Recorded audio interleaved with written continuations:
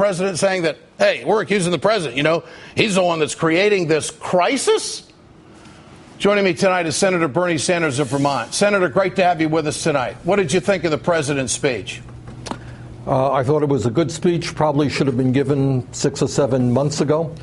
I think, Ed, the plan of the Republicans is pretty clear. What they want to do is everything they can to protect the wealthiest people in this country who are doing phenomenally well, whose tax rates are the lowest on record. They want to protect corporate America, where you have companies making billions of dollars in profits and not paying a nickel in taxes.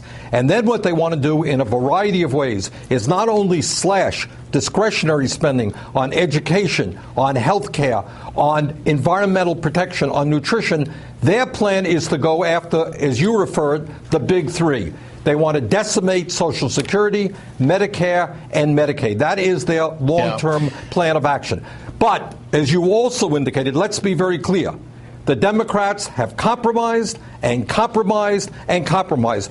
The Reid proposal calls for $2.7 trillion in cuts, a lot of it military, but not all of it. And you know how much we're asking from the wealthiest people and largest corporations? Zero.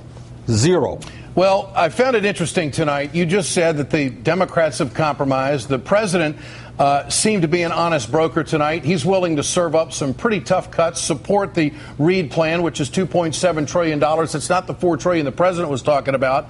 But in a reversal politically in all of this, what did you make of John Boehner accusing the president of wanting a blank check? Where does that come from? That comes from a good speechwriter. The reality is the president has been, to my mind, much too aggressive in talking about cuts. Let's be clear.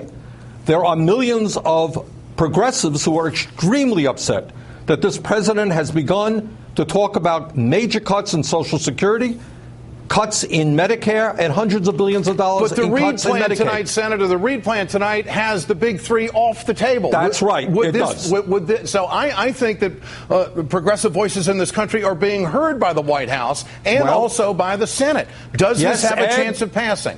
Ed, yes and no.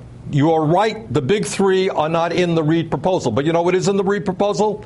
A commission made up of 12 people, 6 Democrats, 6 Republicans.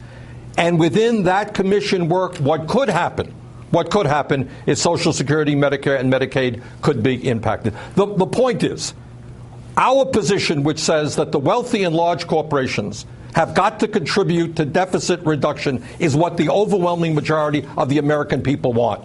And what we have got to do, and should have done 6 months ago, is rally those people, put the Republicans on the defensive, and say, you're not going to decimate programs for working families, for the kids and the sick and the elderly, and give tax breaks to billionaires. Senator, great to have you with us tonight. Thanks so much. Now let's